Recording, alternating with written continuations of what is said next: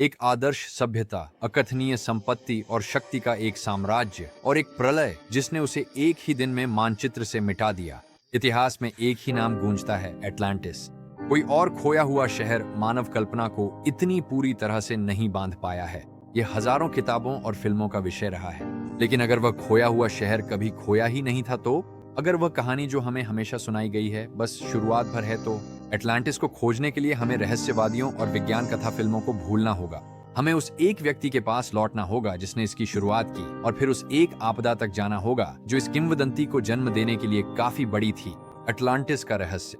अगर हम अटलांटिस की तलाश कर रहे हैं तो हमें स्रोत से शुरू करना होगा। अटलांटिस का हर मूल उल्लेख एक ही व्यक्ति से आता है, यूनानी दार्शनिक प्लेटो से। लगभग 360 ईसा पूर्व प्लेटो ने 2 संवाद लिखे, टिमेयस और क्रिटियास।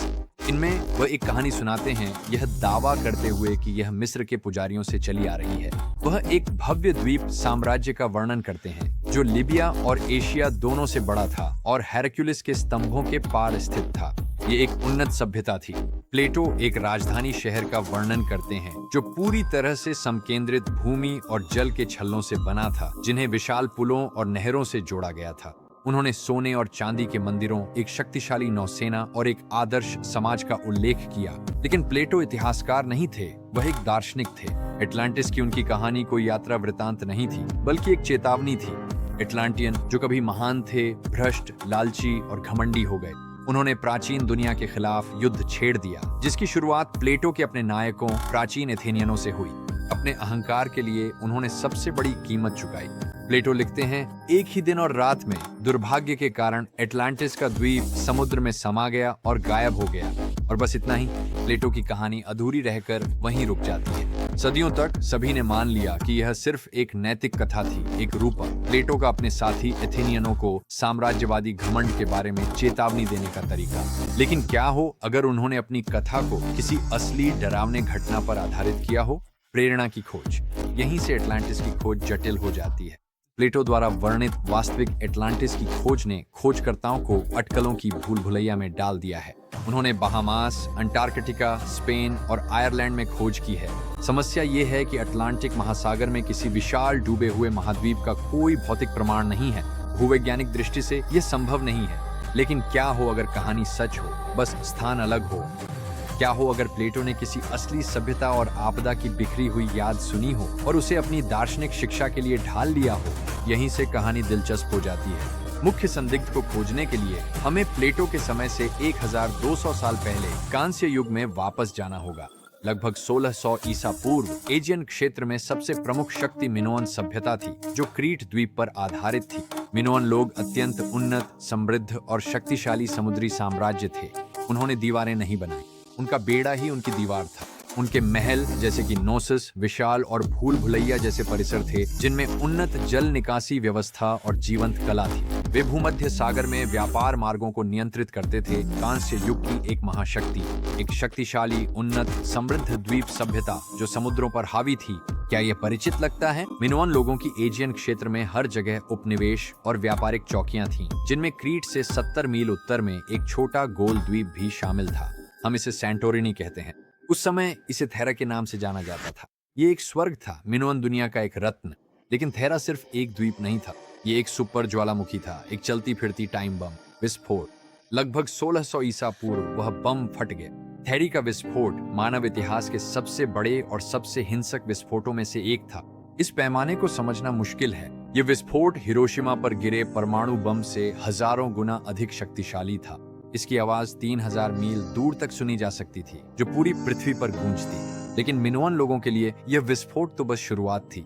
इसके परिणाम लगभग पूरी तरह से एटलांटिस की कथा से मेल खाते थे। सबसे पहले गायब होता द्वीप। थेरी का द्वीप सिर्फ फटा नहीं, बल्कि ढह गया।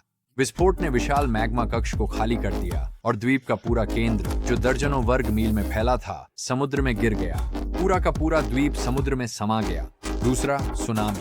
इस ढहने से एक विशालकाय सुनामी उत्पन्न हुई। हम गगनचुंबी इमारत जितनी ऊंची लहरों की बात कर रहे हैं, जो एजियन सागर में जेट की रफ्तार से दौड़ रही थीं। ये लहरें क्रीट के उत्तरी तट से टकराई होंगी, जो मिनोअन सभ्यता का केंद्र था। पूरे तटीय शहर, बस्तियां और वह शक्तिशाली मिनोअन बेड़े का एक बड़ा हिस्सा कुछ ही मिनटों में मिट गया होगा। तीसरा, राख। घुटन भरी विषैली राख का बादल कई दिनों, शायद हफ्तों तक सूरज को ढक कर रखता। इसने फसलों और जल स्रोतों को विषैला कर दिया और पूरे क्षेत्र में बरसती रही। थेरी द्वीप पर ही राख ने मिनोअन शहर अक्रोटिडी को पूरी तरह दफना दिया, जिससे हमें अपना खुद का कांस्य युग का पोम्पेई मिल गया। मिनोअन सभ्यता उस दिन खत्म नहीं हुई, लेकिन यह एक घातक घाव था। सुनामी ने उनकी नौसैनिक श्रेष्ठता को चकनाचूर कर दिया। राख और ज्वालामुखीय सर्दी ने व्यापक अकाल ला दिया। उनकी अर्थव्यवस्था ढह गई, उनकी शक्ति टूट गई थी। कुछ ही पीढ़ियों में यह कभी महान सभ्यता समुद्र की निर्विवाद स्वामी किंवदंती में बदल गई। निष्कर्ष। तो आइए इन बिंदुओं को जोड़ते हैं। क्या हमारे पास अटलांटिक महासागर में 10,000 ईसा पूर्व डूबी हुई एक आदर्श यूटोपियन नगरी एटलांटिस है? नहीं। लेकिन क्या हमारे पास एक उन्नत, शक्तिशाली, समृद्ध द्वीप सभ्यता है? हाँ, मिनोअन सभ्यता। क्या उस पर एक अकल्पनीय प्राकृतिक आपदा आई थी? हाँ, थेरा ज्वालामुखी विस्फोट।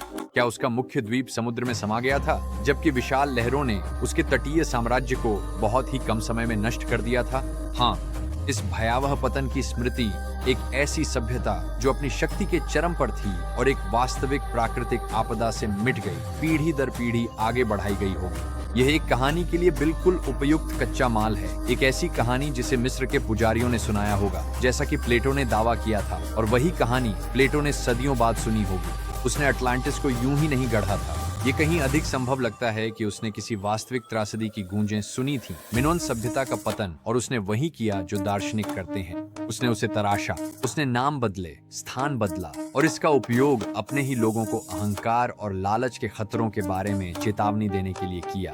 तो खोया हुआ अटलांटिस शहर शायद वह जगह नहीं है जिसे हम ढूंढ सकें। ये एक कहानी हो सकती है जिसे हमें याद रखना चाहिए, एक चेतावनी जो प्राचीन विश्व की सबसे बड़ी आपदा की राख से हमें गूंजती है। लेकिन आप क्या सोचते हैं? क्या अटलांटिस सच में कोई जगह थी जो अब भी कहीं मौजूद है? क्या यह मिनोअन सभ्यता के पतन की एक उलझी हुई याद थी, या सिर्फ एक महान दार्शनिक का शिक्षण उपकरण? अपना सिद्धांत मुझे टिप्पणियों में बताएं। देखने के लिए धन्यवाद।